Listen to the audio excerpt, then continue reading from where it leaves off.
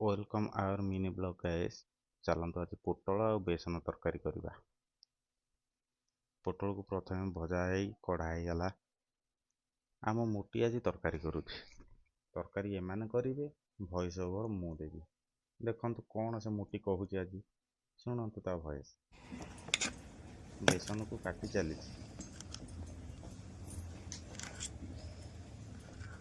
एमती बेसन टा काटुची जमती कटिबनी बेसन।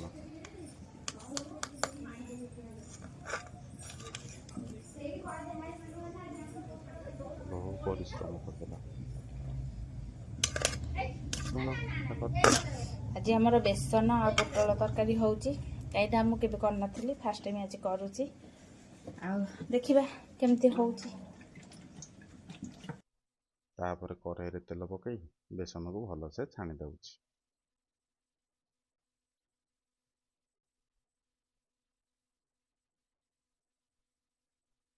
हल्का सा ब्राउनी कलर होला पर बेसन को काढ़ी दबा।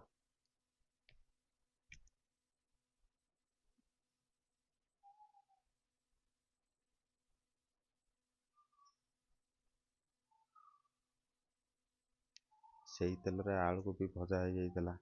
आलू भजी की काढ़ी सारला पर तापर देखंतु कौन करूची।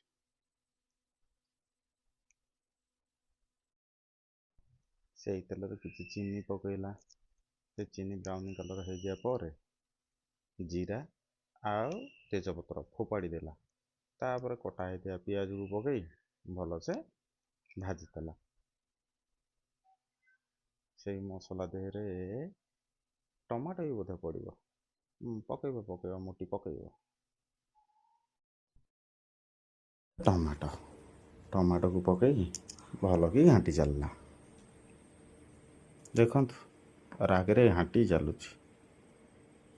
हाउ तरकारी खाइबा देखिबा तरकारीटा केमिति आज हेइची।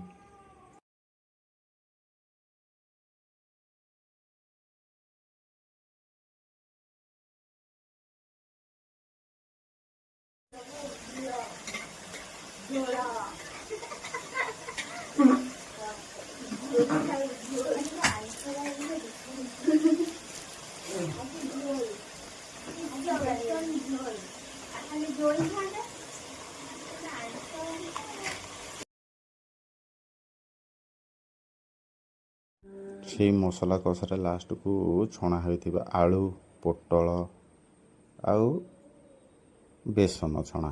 बेसनटा सब लास्ट को पका जाए या देहरे भल कि पकईकी